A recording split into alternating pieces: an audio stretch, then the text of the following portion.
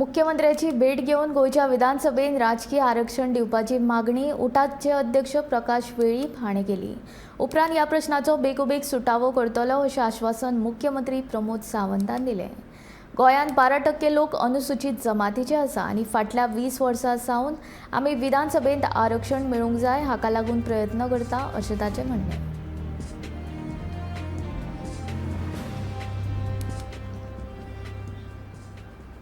प्रामुख्यान एक इम्पॉर्टंट विषय जो आसा एस.टी लोकांचो आतापर्यंत पेंडींग आसा लास्ट 20 years, तो गोवा विधानसभेक पॉलिटिकली रिजर्वेशन ना.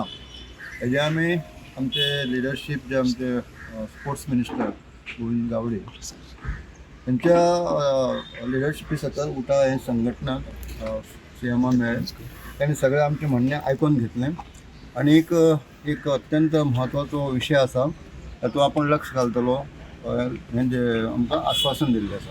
प्रामुख्यान जे पार्लमेंट कमिटी गोंयांत आयिल्ली आसा येवन गेली त्यांनी रिपोर्ट सबमीट पार्लमेंटाक केल्लो आसा. हो एक आमच्या दृश्टींतल्यान प्लस पॉयंट आसा. हेवूय ताका ताजे नजरे आमी हाडून दिलें.